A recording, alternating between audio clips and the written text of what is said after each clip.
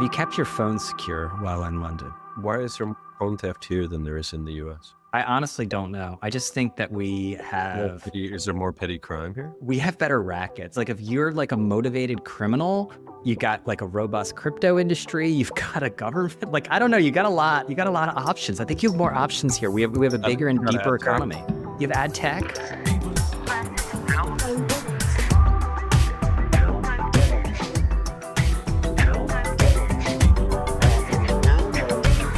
Welcome to People versus Algorithms. I'm Brian Morrissey. I'm only joined by, I don't want to say only, but I'm joined by Trey Young and unfortunately Alex Schleifer. Both Alex Schleifer and Anonymous Banker are unable to be here. Alex is a little salty because the time, I don't think it didn't get moved, but it didn't fit. And Troy you refused to move it. I stayed out of it, but I still caught a stray for not promoting the podcast enough, I think, on Peter Kafka's channel's podcast. So here we are. I hope we keep the band together. Brilliant performance, by the way. It's really good. I enjoyed thank it you. very much. I would encourage everybody to listen to Brian on Peter. Peter's a great host. I've said this before. I think he's good at questions. He knows the industry. He summarizes well. He too can be a little salty, but with you, he was very generous because he knows you're sort of journalistic brethren. We have to look out for each other. Ben Smith, who I know you have problems with, had said that the weird part about journalism is that you don't work for your employer, you work for the guild. You know, not the literal guild, but like, you know, the guild. Or the double. The double. No, Ben's fine. The podcast was excellent, Brian. We should get people to listen to it. And I think what it showcased was Are you just saying that because like... No, not at all. I'm saying it because I'm proud of you and because I really enjoyed the podcast and because I think it demonstrated your immense mastery of modern media. Oh, wow. Well, thank you. I really appreciate that. And it's actually nice because you've gone full, sort of full client side, right? Like I think you spent a good chunk of your career sitting on the other side of trying to ask hard questions and trying to catch people in their hypocrisy or their bullshit or their naive optimism or whatever it was that was informing the other side. Now you are a practitioner and you're much more upbeat and you demonstrated your mastery of the subject. It was great. I loved it. Okay, great. Well, everyone check it out. I think Peter went with, I knew he would go. I didn't know, but I thought, because I said that we're living through the end. At least he didn't call you a PR guy. I'm not a PR guy, am I? No, that's what he called the guy last week. He's like, PR guy has opinions. It was about your friend, the guy who's like a lunatic. He's the guy that rants about everybody. Oh, Ed Zitron. Ed Zitron, yeah. Yeah. I don't know Ed personally, but he definitely has a bee in his bonnet. I mean, like, I got to say, like, if you self-describe, he was a very lonely child. And he spent his childhood isolated. I think this is a moment for him. And he's trading in, being like an outsider, not really an outsider. I mean, I think there's always room in the ecosystem for people that challenge power structures. Right. Well, that's the traditional journalism role, is as forlorn truth teller, standing astride the power centers and telling the truth, saying that the emperor has no clothes, right? Correct. But it's different when it's based on reporting as opposed to opinion. Okay, unpack that for me, because I think... Well, I mean, one is punditry and the other is informed reporting. Okay. Zitron is a massive pundit. Okay, so pundit is a slur, right? I mean, that's in the sort of, when someone says... Like I'll sometimes run into someone and say, oh, I like your hot takes. And I'm like, that's like, it's usually like an AdTech salesperson, by the way, who says something like that to me. And I take that as a slur. Okay. Hot takes. I know you want to get into AdTech, so why don't we leave that for a bit? So I want to talk, I want to frame a lot of our discussion this week. First of all, I want it to be more media forward because I love Alex's perspective and I love the direction of the show. And I love that it's not like just all navel gazing on media, because I think it's like unbelievably important, because we talk constantly about how this industry is downstream of these larger forces. And I think Alex is like a classic example of just saying, this doesn't make any sense, right? And you need that. It's like, I remember during the run up to the financial crisis, my mom, we were just like driving around and she'd be like, these houses are too big. These people can't afford them. Like she saw it, like, like that's the kind of logic that I really like, because I was like, she was totally right. And I think there's that across all kinds of areas of the media business, but I want to get into the nitty gritty of it. So this is our opportunity, Troy. Let's not waste it. So I want to talk a lot about this. I have this concept of sovereignty and what it means to have sovereignty in the systems in which we operate with where the media ecosystem is going. I want to talk about AdTech and, of course, our friend AI, and whether that is going to be a force that gives publishers the sovereignty that they have sacrificed, and I'll go over the ways that they have. And then I want to get into what OpenAI wants to become, because it's very clear that they are in a race to become Google before Google eats them whole. And I think that's a very important thing. And then a little bit on political messaging in this, and how the political parties are trying to maneuver within the information space. And let's go with that. Okay, so help me unpack it, because I think of it as sovereignty. And here's my case that I'm making. I'm going to send this in a newsletter in a little bit. I'm a little late on this.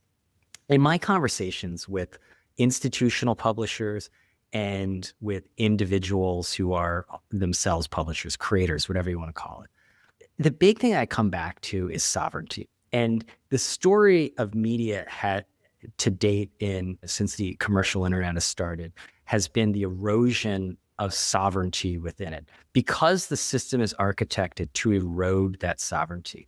Once you give away and some of this will be a summation of the case, so I have to warn people. Once you lose control of your distribution because you're downstream of the people who control the interfaces, that is tantamount to me to a country not controlling their borders. The country can claim that they are a sovereign country, but if they do not control their borders, I don't really think you can say that they're fully sovereign.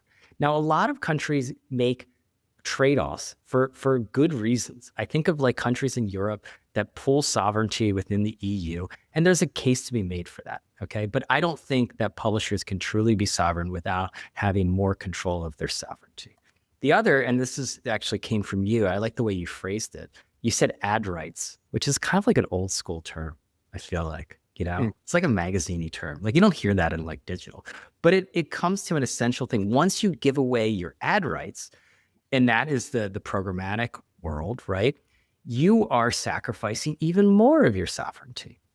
And then you keep going down the list and you start to realize that what plagues these institutional publishers, and I hear it constantly in our discussions with them, is that they are now left in a situation where the world has changed.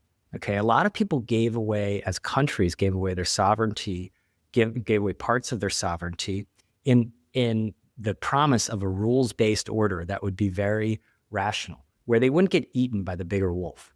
Well, that bet is not looking like a really good one right now, because the wolves are going to eat you most likely. It's a mercantilist system. We're moving back to realpolitik kind of stuff. And I think the same way with where the digital media ecosystem, what I like to call the information space, has evolved, is the wolves are at the door. And the people with sovereignty, okay, are, to me, and I have like an extreme sort of, like my own hangups with sovereignty of myself. I think that is going to be the critical thing, is how, and maybe it's not even possible for most publishers, how do you reclaim some bits of sovereignty? How does this tickle you? Well, I think Please don't tell me that makes no sense. No, I think it makes sense. It strikes me. I hate to use the N word.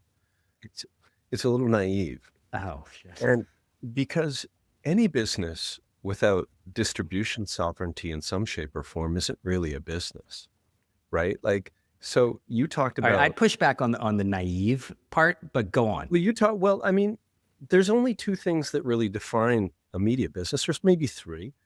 One is your brand and your content. I think those are sort of connected.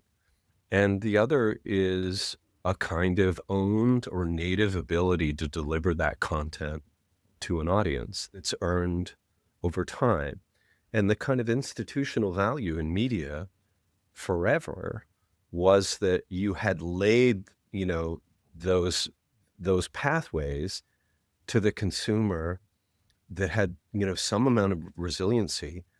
And it was an understood relationship where the promise of the brand combined with the utility of the product, and a well kind of established kind of trade with an audience created a distribution mechanism. And so you're right, when an interface layer undermines the sort of integrity or legitimacy of a media company's distribution, there is no media company. You're a production company. And I think that that's kind of fundamental. And I do agree with you that Oh wait, so I'm sorry, I'm a little hung up on the naive part because that's like even more annoying than the hot takes it's a part. major slur for me for sure. It's yes, okay. So I'm gonna dwell on it just for a moment. Okay. When people say simple and uncomfortable truths, a lot of times they're dismissed as naive. So let's address the I won't actual. use the word anymore. Let's address the facts. Maybe I'm just a truth teller. Maybe I'm no Ed Zitron, but maybe I'm just a truth teller. So here's my question: Is like, was it always the case that like publishers were not sovereign entities and they just sort of pretended that they were? I mean, they're in the services business. Like, I did this I mean, in conversation. every business you have constituencies to please. And I think in the publishing business was, I mean, what you want in what I would consider a good business is a level of kind of flywheel integrity and resiliency that allows you to like have a late lunch, right? Like that enables you to maintain a good standard of employment, to treat people well, to know what to expect the next day, to not have a huge amount of risk in your P&L, and to be able to reinvest for growth. That's what you always want in a business, right?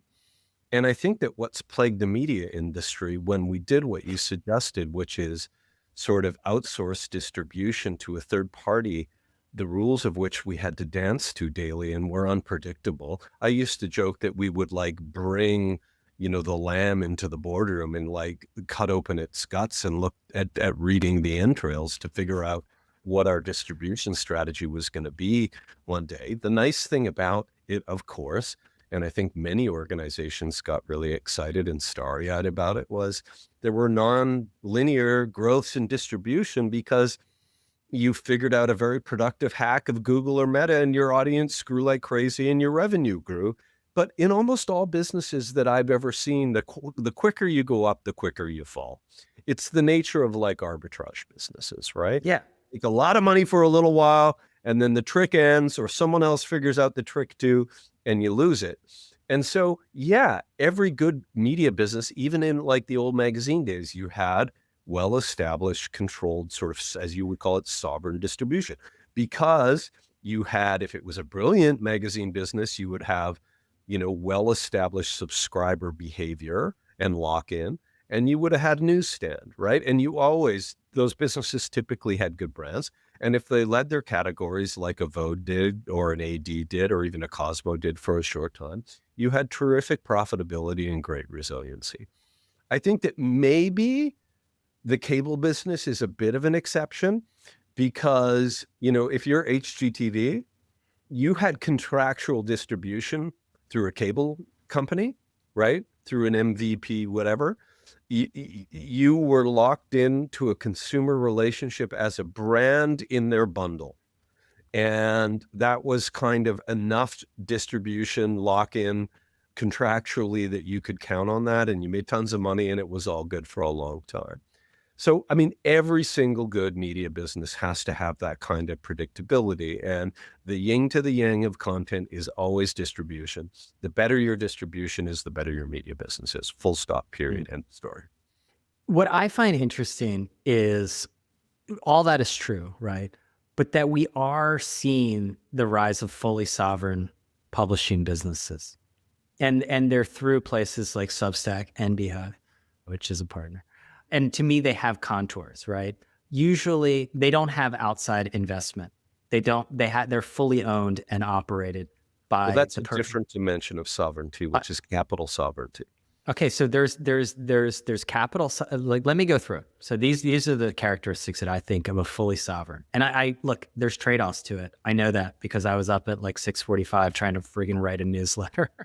Like, let me tell you, being a sovereign individual comes at the cost, and it's like a very whatever. There's a lot of upsides Yeah, to it. but you've made the decision for full agency and not to scale your business with somebody else that could write the frickin' newsletter. Right. Correct. And I find this all the time because, okay, so here's my case for the fully sovereign publisher. You're usually like an individual, right? Okay. And you create the content. You might have fractional people or you might have no people. You have to have at least, I would say 75% of your income comes from subscriptions. Now, if you want to be fully sovereign, you would have to tie this into, you would have enough wealth to have 5% cover of your wealth working to actually cover your living expenses. At the very minimum, in my view, you should have subscription revenue that exceeds your living expenses, including saving for retirement. Then you're fully sovereign. Okay. You have complete ownership sovereignty, right? You don't have a dependence on, particularly I mean, on third party. really caught up in this, man. Like, it's almost a psychosis. Like, it's a problem. Like, I think that we all have masters, dude. Right? I don't know if if it's you have a mortgage or you have a boss or you have an investor or Yeah, you have but a mother or you have there's dependents. degrees. There's degrees. That's my You know, point. I think sovereignty in your context exists at an organizational level. I think what's important is agency, which to me is on an individual level. And agency is about pride and about an ability to be the person you want to be or live honestly and not fear sort of political or economic consequences that happen when you feel like you're truly aligned with who you are, but someone else doesn't like that. I think agency is what you always want, whether it's you're an employee or a university student or an owner. You want to make sure, but you're always living in the in a codependent structure, which means you never have. If you want full sovereignty, Brian, you just need to like be rich and not give a fuck about anything. Well, yeah, of course. But there are degrees. That's all my only point. We can like quibble whether it's agency or sovereignty, but my only point is, to me, that is like the sort of essential like struggle that I see with a lot of publishers, whether it's reclaiming just like a little bit of sovereignty. For instance, I was talking with a publisher who's now 70% subscription revenue. Good, And good for him or her. they were saying how amazing it was not to be dependent on the programmatic advertising world. Because it was like, when we talk about programmatic advertising, that is traffic. The traffic models were hand in glove with the programmatic ad world. Okay. And having a subscription focused business, and I know that it will not work for many categories, and those categories will have limited amount of sovereignty. Okay. They're going to be agencies at the end of the day. Mhm. That if you're able to pull that off, that gives you tremendous leverage. And to me, what I would call sovereignty. Like, and so, even like I don't pretend that I have full sovereignty because direct audience revenue is like 10% of my business.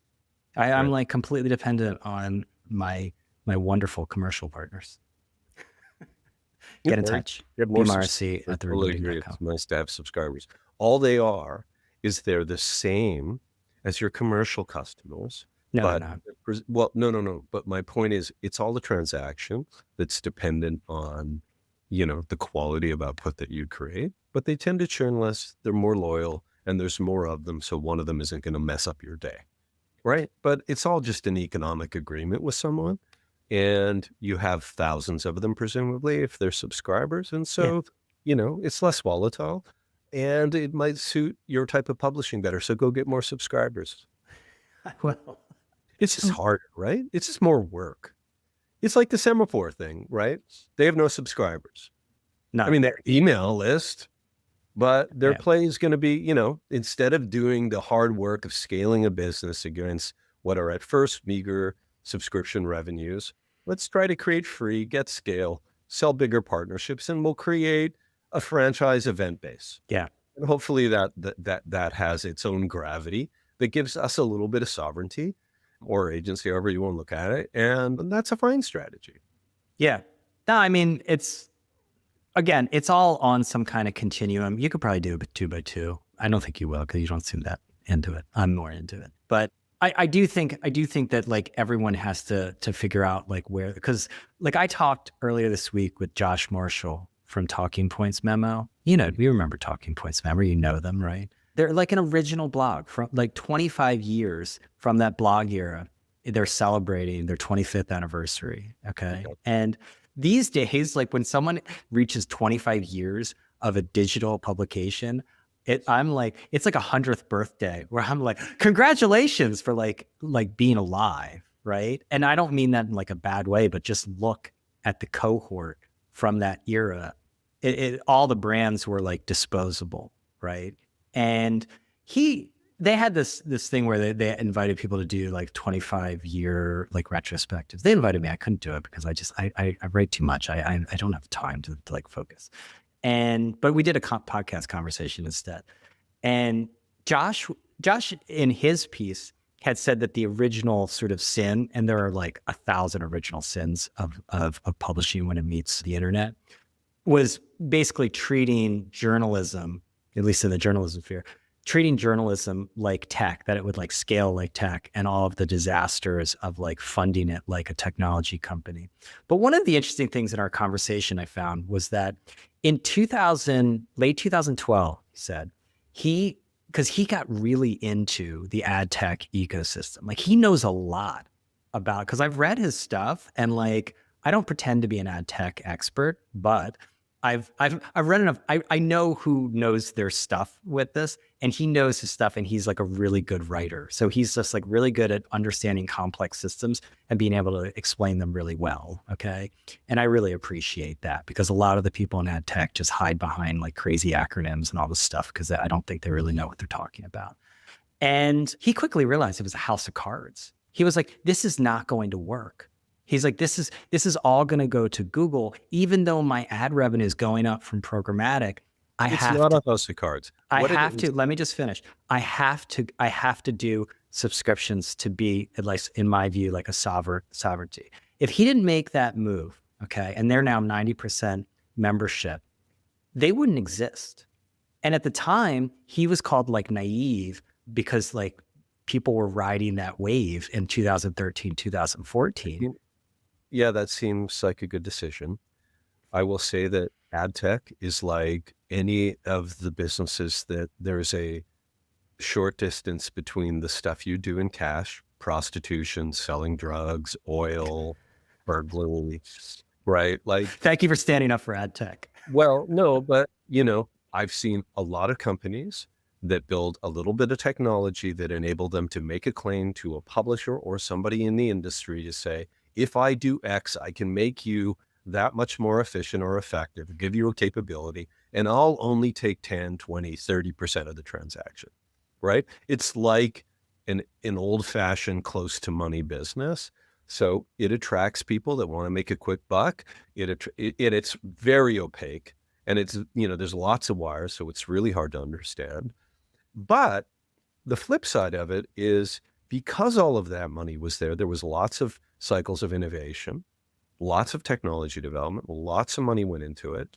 And we are now able to ping a bunch of data sets and servers when I see you and instantaneously return an ad that's customized to you.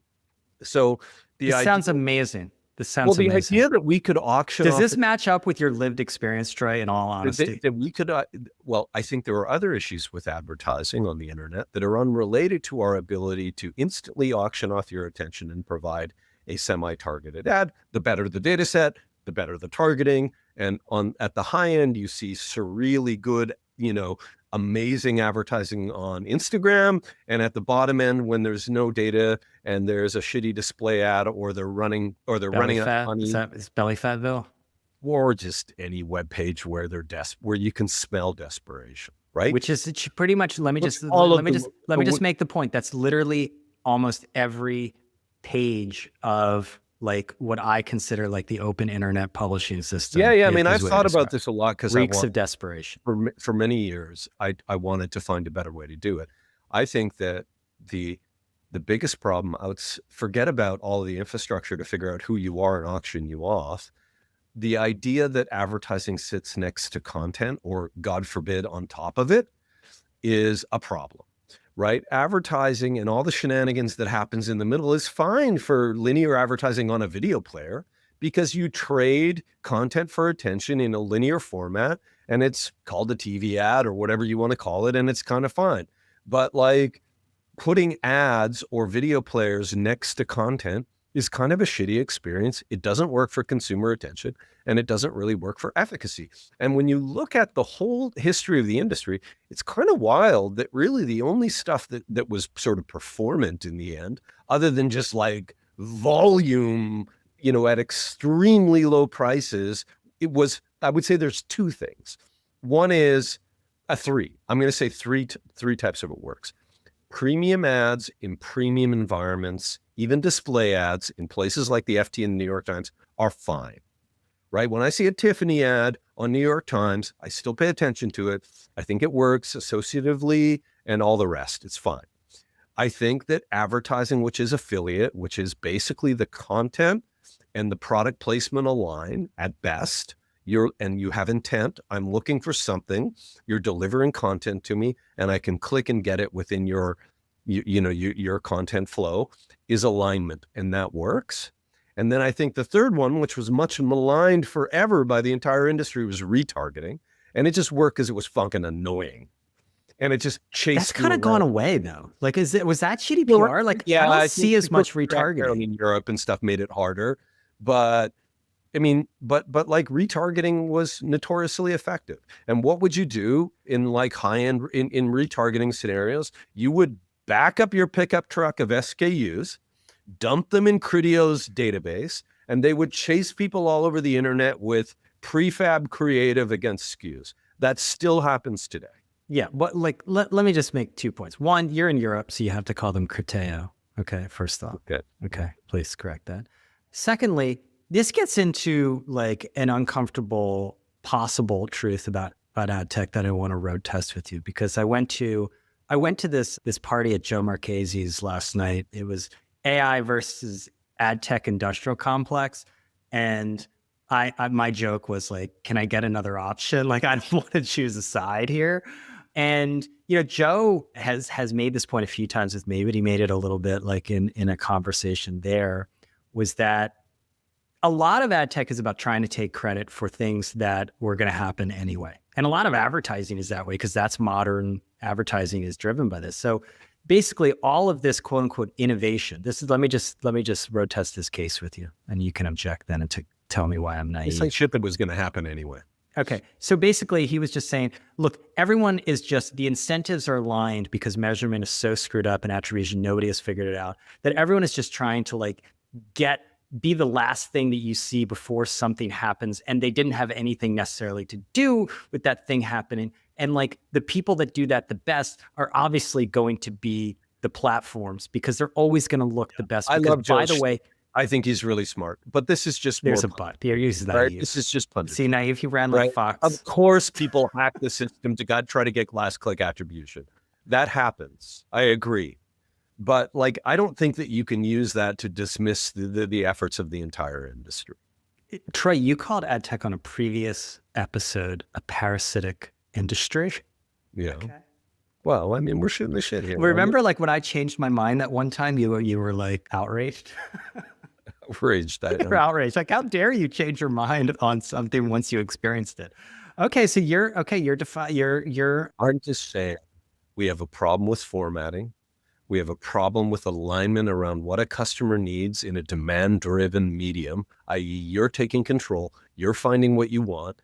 But what we've achieved, so I think there's a format problem that doesn't, by the way, exist in the same way in video.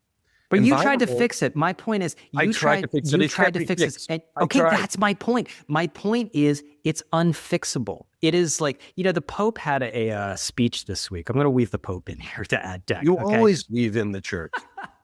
I do. I'm getting like, late, middle-aged sort of interest in spirituality, maybe.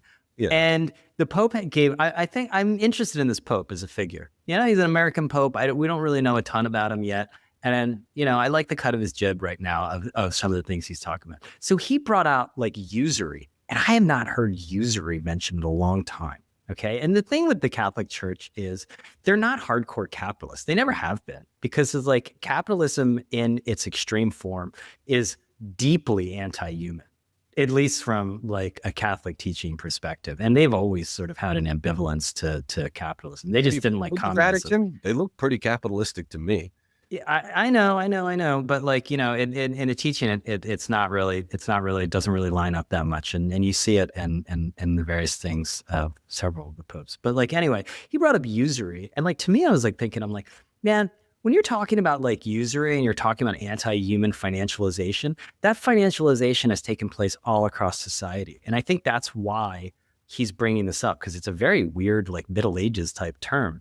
But when you think about financializing attention, which is, I believe, what we're talking about when we talk about the umbrella term ad tech, it's deeply troubling, and it's almost like impossible to reform. There's a lot of people talking about how, oh no, AI is now the thing that's going to like reform ad tech. You're going to have agentic ad buying that's going to cut out this archipelago of middlemen that, by the way, they're the ones with the yachts why the publishers' businesses have been like cratering. I mean, like, again, like I go back to my mom, like just see with your own eyes what's going on here. Nobody can tell me that this industry is not siphoning off more value, for the most part, not everyone, okay, more value than they are creating, okay? And publisher businesses are not growing, right? So I'm biased towards publishers. I totally admit that. And the system doesn't seem to be able to be reformed. So when people talk about agentic buying, and I don't yet know all the details, I fully admit that, my instinct is no way. No way is this going to actually eliminate all of those people on Terry Kawaja's slides. They will just figure out a new way because of exactly like what you're saying. It's like a hot money system. They'll find a way. Well, I would summarize the discussion as follows. Never give up your distribution sovereignty, because if you do, you're a production company. You're not a media company. Media, by definition, is ownership in some shape or form of some distribution sovereignty. I will point to something an old boss of mine said. My first media job was at the Montreal Mirror, and it was one of those weekly alternative hipster newspapers. And someone had come in and offered to buy a page every week for a restaurant section, and they would go out and sell the restaurants on our behalf. And at the time, the publisher said, there's no way we are agreeing to do that, because you're going to go out. I mean, we could set the rates artificially high, but we don't want someone selling advertising on our behalf, because they changed the rules, and it makes it more difficult for us to go out and sell our advertising ourselves. And I think that my fear with programmatic all along was it would eventually undermine what we could sell direct. And sure enough, it happened. It was obvious. It was baked in from the start. The whole premise was flawed. So it did that. And then the third part of it, I guess my learning, and made tons of mistakes here, and you called me out on them more than anyone else, Brian, is I believed that we would get some sovereignty by owning the tech stack. And that if we got good enough at it, we might even be able to sell it to other people.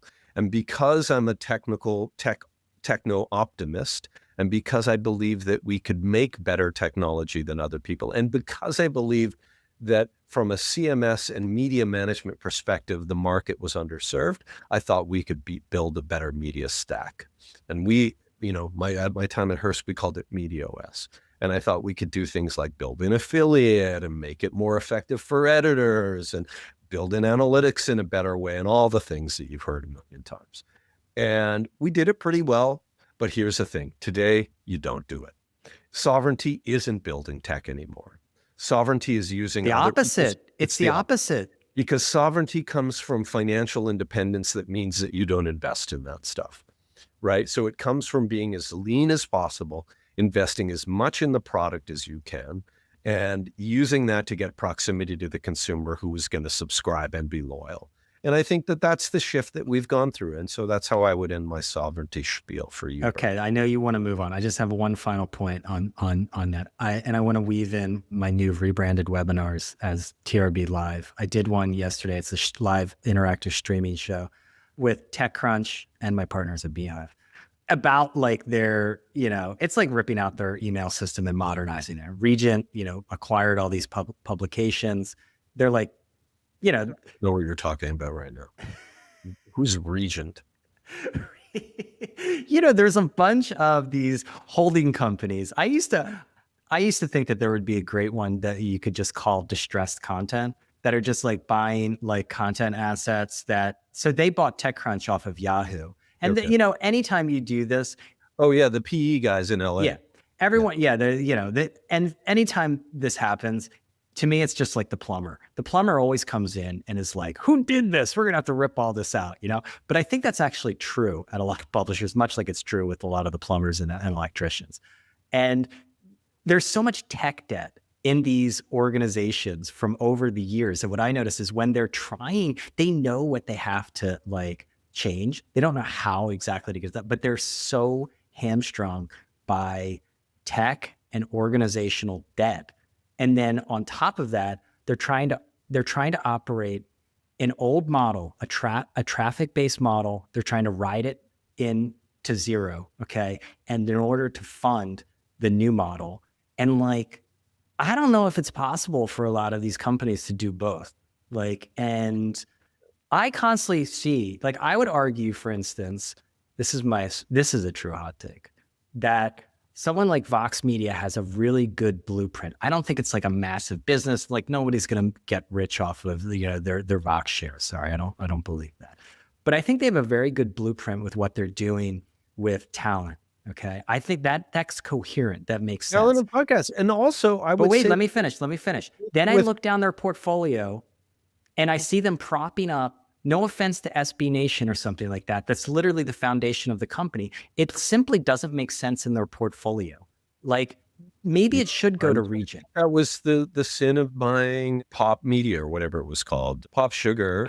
I think that you have to be careful when you're rolling out media assets that you don't combine ones with different models and different sort of cultural positions together, because Pop Sugar and the Dodo don't fit well with New York Magazine and Pivot. There's no need to take shots at the Dodo. I'm not taking shots. I'm just speaking the truth. I have a religious question though for you, just to finish this. Oh, sure. Yeah. Well, I went to like 16 years of Catholic school. I can answer anything. Well, it's about usury. And I've been working on a company. See, what you don't want to do is raise money, like expensive cap table money, to finance customer growth. In other words, CAC, right? Yeah. So I've been working. You got to find a hack. I've been working on a project to basically create a bespoke financial product to fund CAC. Okay.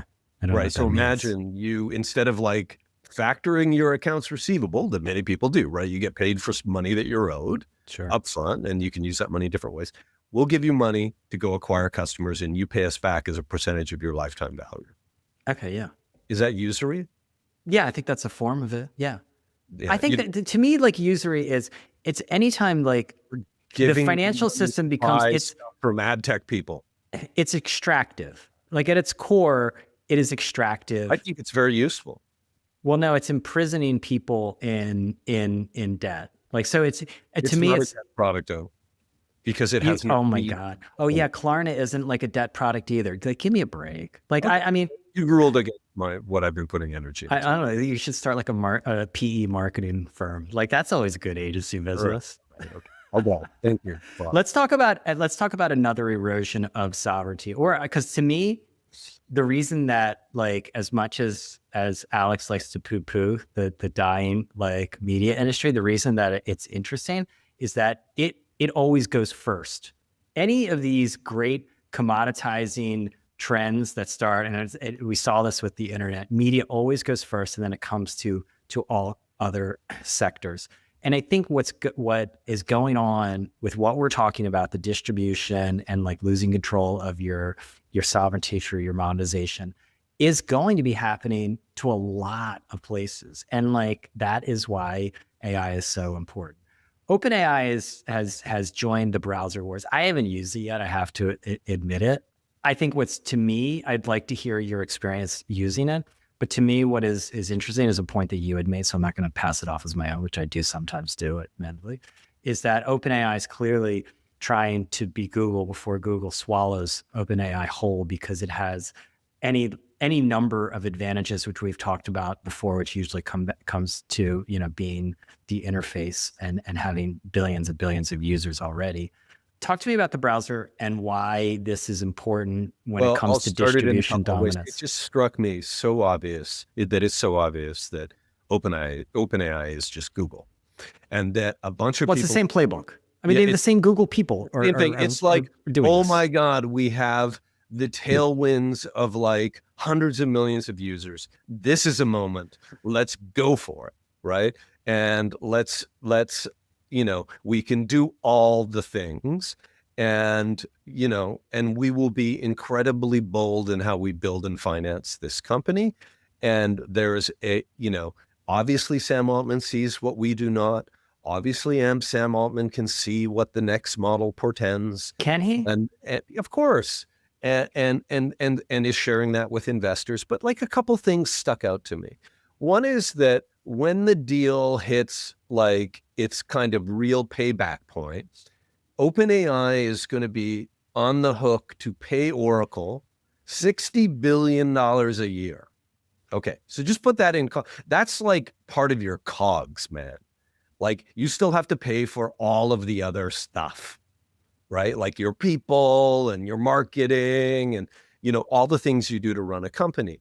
Remember, Meta is after, I don't know, how far in are we, Brian? Meta's been around for 20 years. It's a $150 billion company with, I think, about what, 35% margins, 40% margins.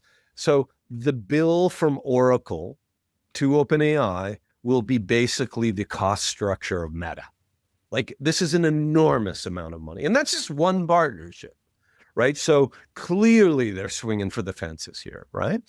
And I would connect this to the browser because it's really interesting. It's really interesting to watch.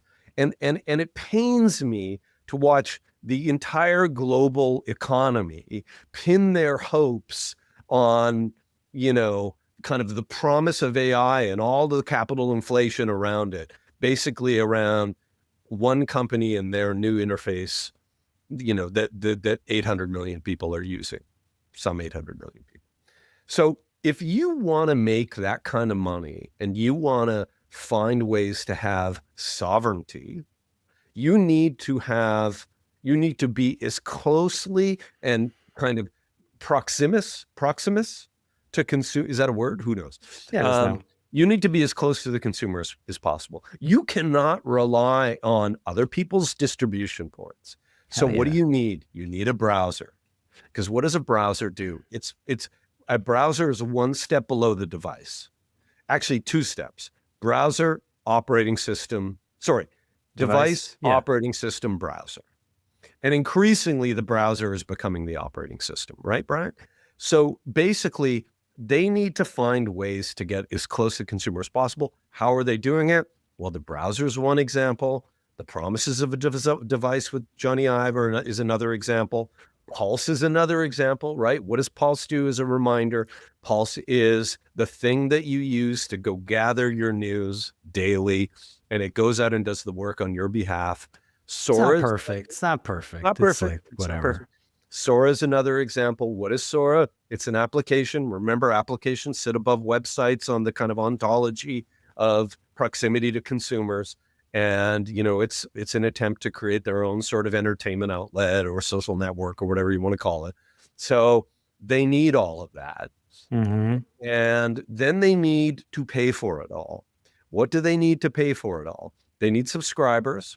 They're doing good. I think there's pros and cons here. I want to bring up a fact around this, but they need commerce integrations. What are commerce integrations? Commerce integrations are ad products. That's all they are. Their utility for the customer, Yeah. but if you put a bunch of SKUs inside of the AI engine and it delivers back that you need Elmer's glue to do the craft project for your kid's school, and you can click on it, they can get to a place because there's seamless integration of your question, your intent, the content, and the Sure. app, which is just a SKU. They can make money that way. So the deal with Walmart, important. The deal with Shopify, important. And Wait, Amazon. wait. Explain the Walmart deal. Because this is Well, truly Walmart said interesting. outside of a certain number of their SKUs, they're going to make them all available inside of ChatGPT. That's, and what's interesting to this to me, I always go back, like, sometime, I wish I remember the date. It was like probably like 2008 or 9. Tim Armstrong, I met with him at the greatest of all Starbucks, which is the Astor Place Starbucks, RIP. And great place for meetings. I probably met you there at some point. It was my go-to. That's And when I told you to quit Adweek. yeah, I should have listened. Sorry, my Adweek friends. But he pulled out a piece of paper and sketched to me, hit like how the digital advertising. This is back when I was truly naive, Troy, because I believed this stuff. Not your like media OS stuff, but a lot of the other stuff. But like I was naive enough to believe that this was going to happen. He said, what we need to do is we need to get every SKU digitized. And then all those SKUs will like be loaded into our system. And our system is going to do the matching between the SKUs and consumer intent, because this was the time of John Battel's like database of intent, stuff. And we're going to be able to finally match, all this stuff. And I was like, that's it. That's it. Forget about advertising, because Google, what they pulled off was amazing. Was they don't sell advertising. They're a cost of goods sold. They're uncapped budgets. They've always argued you should never have a cap to your budget. He saw everything at Google. The problem is he had to use Yahoo as a way to get to the consumer, and it wasn't as good as Google or owning the browser. And it didn't. But it seems to me what is interesting about the direction that OpenAI is going, okay, is that it will skip all this attribution nonsense, right? And it will come up with something that they're not going to call advertising, because that's how Silicon Valley works. But I think there is a point to it where they are going to just be distribution and funneling like transactions. Right. That they want to get. They don't want to say, oh, we're going to take credit for a transaction. They're like, no. We're going to do the transaction. They're going to they're going to do the transaction on products, because product transactions are rooted in credit cards and they're relatively straightforward.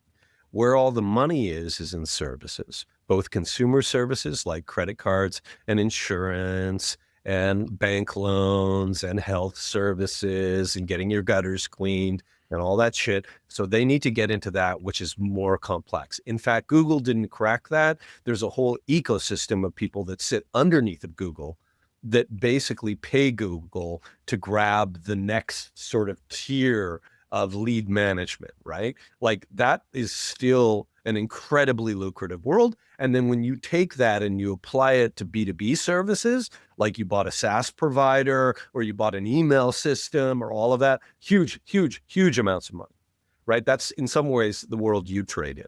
Yeah, so freaking stay away from that. Sam Altman, if you're listening, I apologize for calling you a slimy character, but please stay out of the sort of, intermediating and a B2B buying cycle. Right. But to the extent that you can use the tools of AI to facilitate high LTV services, because AI can do things that web pages couldn't, They're coming for you. Someone will whisper that in his ear. And remember, you have an Oracle bill to pay, and it's a lot of money. Well, this is the race, right? Because this is a confidence game. Okay. Like he has to keep getting enough money to be able to build this thing because it's not there yet. And the reason I know it's not there is not because I understand AI. I don't think he really understands AI. I'll be honest with you. I think a lot of these guys don't fully understand it who are the money people. Because the people who I listen to are the actual quote unquote AI researchers, the people who are building these systems. And I noticed there's a massive gap between what they talk about and what people like Sam Altman talk about or what VCs talk about. Andre Karpathy, he's like, by all acclaim, I believe he's a leading AI researcher. And he came out and said the obvious thing, kind of like my mom before the financial crisis. He's like, these AI agents suck. They can't do They pretty do. much anything. And the other guys are saying this is a monster we don't understand. Yeah. And so like, I'm supposed to listen to the money idea guy who ran Looped, or am I supposed to listen to the people who actually build this stuff? I'm going to listen to the people who actually build this stuff. And so the question is, can they keep this spinning long enough to get the money in order to make these breakthroughs that make it real? Because right now it's not real. Well, a couple of things, real and not real. So read a report yesterday that said that subscription spending on ChatGPT is stalling in Europe. So European. I love it. I love it. I love that energy. However, it's already bigger than Disney Plus in Europe from a sub perspective. It's half of Spotify. And there's got to be growth there, both in the API rental and the consumer subscription, right? And today, ChatGPT, OpenAI's market cap is about the same as their private market cap is the same as Netflix, right? So some people speculate that by 2028, that OpenAI is, just to give you a sense of the potential, if you want to look at the bull case, that their sub revenue could surpass Netflix, right? Congratulations. Guess what? The rebooting LLC is going to make infinitely more money than them. At some point, you have to like actually not just like burn money. Yeah, right. Yeah. Well, right. And then what they're doing is they're trying to tap into, I thought it was really interesting to hear about a project they're doing called Project Mercury, which is hiring a bunch of Goldman Sachs bankers to create prompts and refine the service offering for the financial vertical so that ChatGPT can go to the market and offer the little bot that does basically what junior bankers used to do. Is AB safe? Is AB safe? Well, AB claims that the stuff doesn't work very well yet, but you know, I don't think he just took on a big lease in New York. Huge. He's got a Westfield. I'm worried. Yeah. I don't know. It's a really, really ambitious company. They're doing everything from, making goofy videos to designing silicon with Broadcom. They're making a device. The company is wildly ambitious. And so in that regard, it really does remind me of Google. Whether or not our hopes will be dashed because OpenAI doesn't meet the promises that we've lumped on top of it is TBD, but they're the company to watch. 100%. Here's this is my hot take day. Okay. I didn't sleep enough last night. I think there's basically two paths this go. It's either the next Google or the next WeWork. That's my hot take. I'm not saying which it is. Or the next Netscape.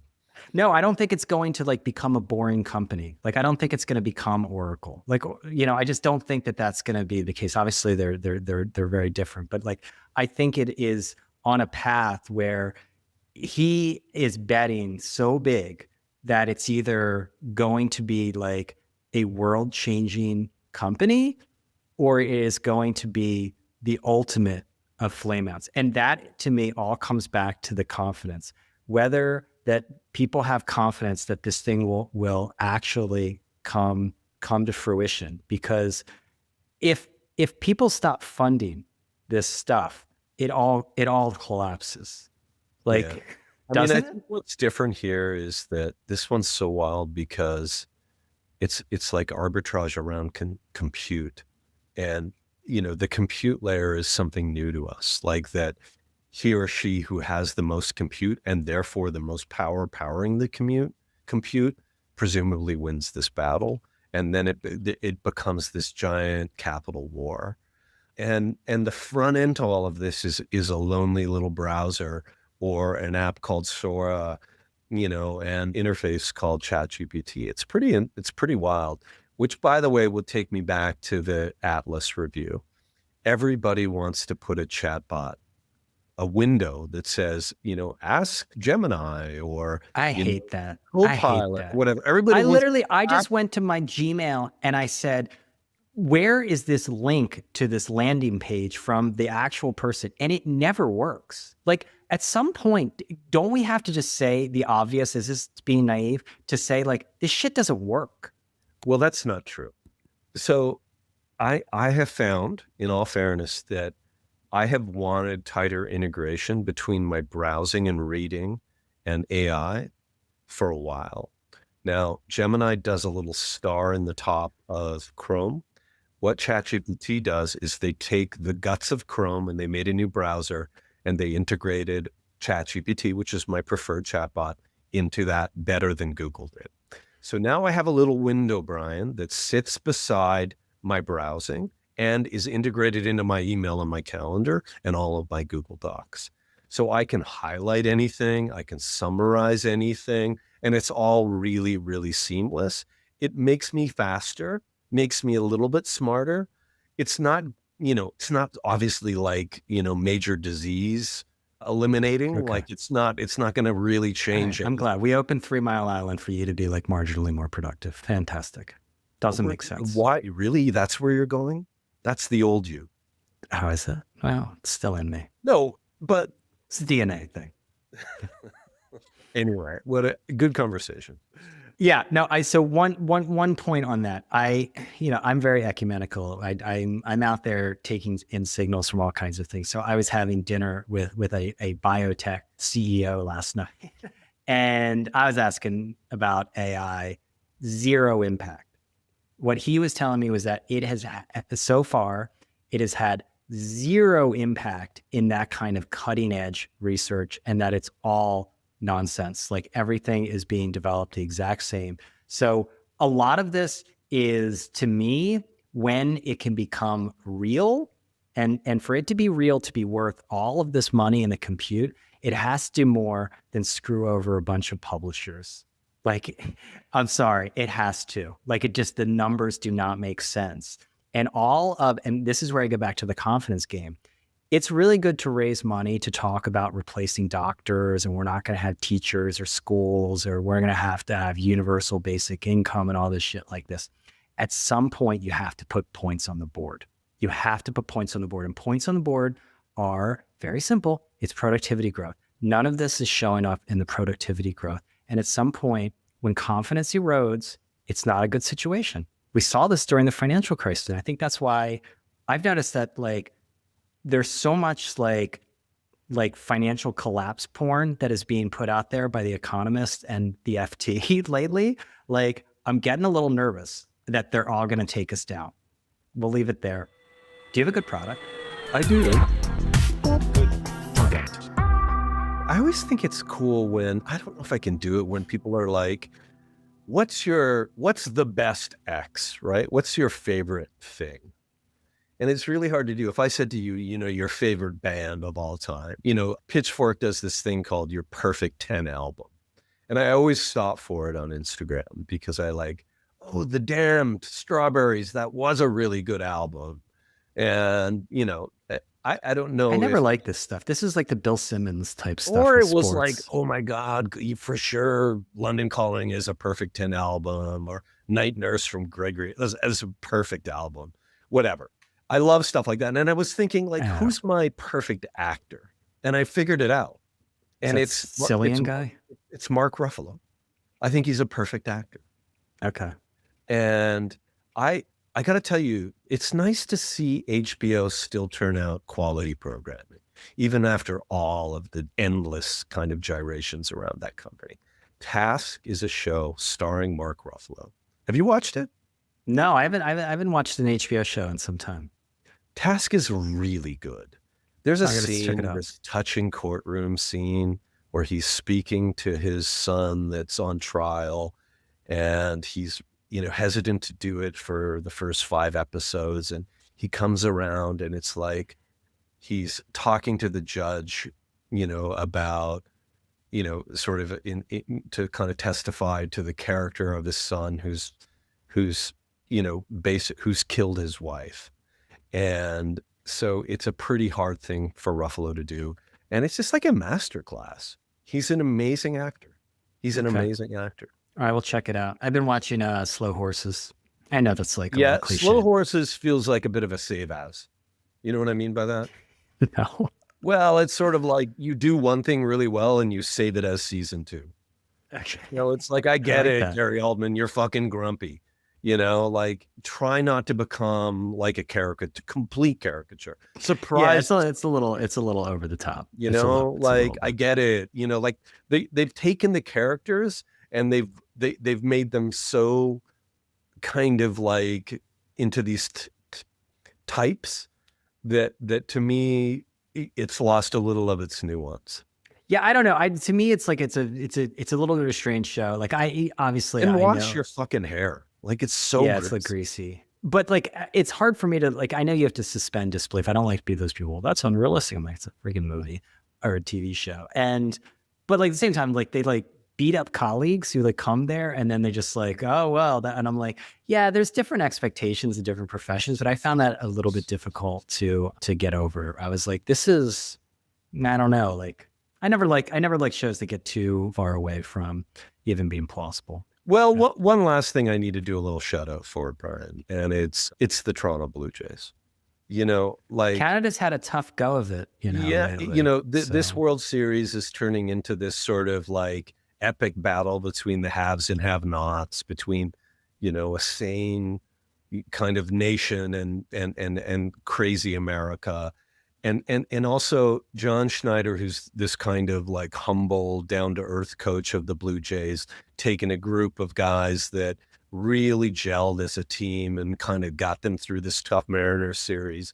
John gets on national television and says, I love this fucking team, quote unquote.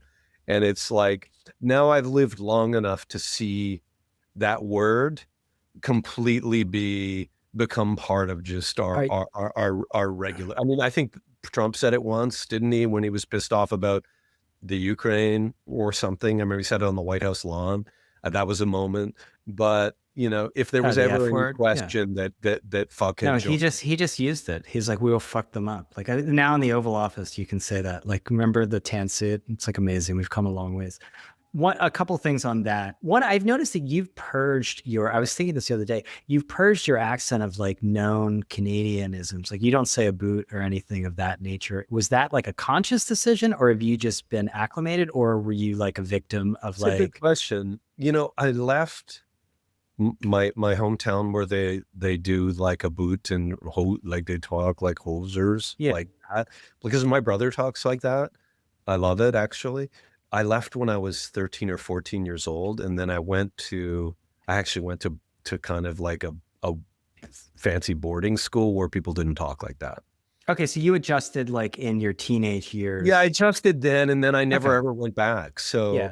I still have it. People pick me as Canadian all the time. Really? Because I used to actually classify you back when you were trying to convince me this Media OS was something more than just a CMS. I used to classify you as one of the secret Canadians. There was like a bunch of secret Canadians who would. It was kind of like Australian actors that like all of a sudden they win an award and they're like talking like, and you're like, what? I had no idea, because you have like an American accent. There's a lot of like secret Canadians. I had something similar with Philadelphia. Has many varieties of accents. I think like whatever, like linguistics, like people like study it a lot because there's a lot of distinctive accents out of Philadelphia area, although they're all merging now, which is very strange. I had a purge, like I would say water, and I did like a semester of water at college and I just gave up on it. So we still have like half the family that says water, and I admire it, but I'm not going to do it. Yeah. That's it for this episode of People versus Algorithms, where each week we uncover patterns shaping media, culture, and technology. Big thanks, as always, to our producer, Vanya Arsenov.